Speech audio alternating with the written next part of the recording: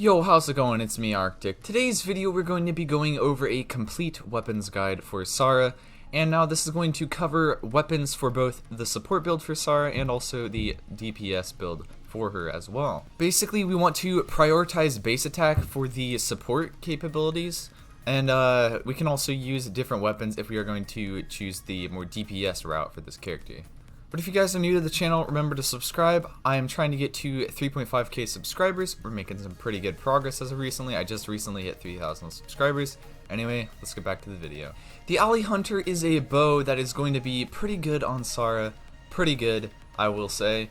While this character equipped with this weapon is in the party but not on the field, their damage increases by 2% every second up to a max of 20%. And then when you're on the field for more than 4 seconds, you start losing a little bit of those damage stacks. What makes this bow good is because basically with Sara's playstyle, you only pop onto the field to do like a charge attack and elemental skill, and then you pretty much swap off and boost your team's damage. This bow gives you a 565 base attack, which is going to be a very high for a 4-star weapon, and it's going to get you a lot more of the attack bonus for your teammates. And then this also comes with attack percent, so you are going to be getting a little bit more attack for this character. And so this bow overall is going to be very good for general gameplay on Sara. I think this is probably going to be one of the better options to use as well, just because it mixes up between damage and also high base attack for the extra team support. Warbow is also going to be another great option if you are going for more of a DPS route for Sara. And this one, after defeating an enemy, attack is increased by 12% for 30 seconds, and you get up to 3 stacks of this. This also has a high base attack, and it also comes with crit damage as its sub-stat right here, so you're going to be getting a lot more crit damage. And also the nice thing about bow users is that if they are hitting weak spots, they always 100% of the time crit. So basically what you can end up doing is running this character as a pseudo damage dealer. Like you basically stack a bunch of crit damage with this character and then not focus too much on crit rate if you are going for headshots basically. The Prototype Crescent is a craftable weapon, and this one is going to be pretty good overall for Sara as well. This one basically on charged attack hits on weak points increase your movement speed by 10% and also your attack by 36% for 10 seconds. This one at R5 is very strong. It's basically stronger than an ammo bow at R1. So yeah, keep that in mind in terms of its actual potential. This base attack is 510 and it comes with 41% attack. And the 41% attack is kind of nice for boosting out your overall damage basically. Sacrificial Bow might also be a decent option to use as well, partially because its base attack is very high. It's a 565 base attack.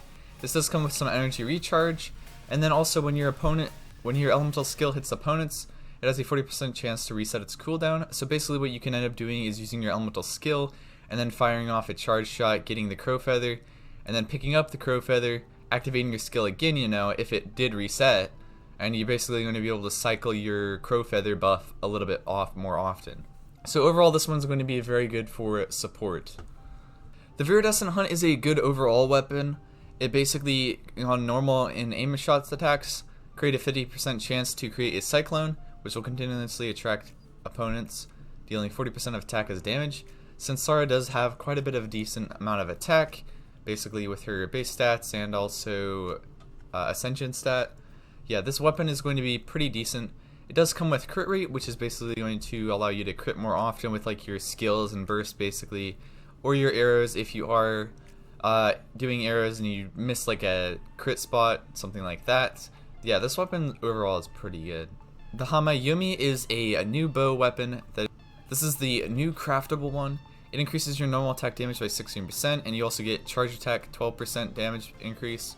And when your energy reaches 100, you get another 100% of that basically. So you would get 24 instead of 12%. This one does have a low base attack apparently, but I believe at in-game it actually has a full base attack of 510. So yeah, don't worry about that too much. But yeah, this weapon's pretty alright, I would say, if you are going for like charge attacks.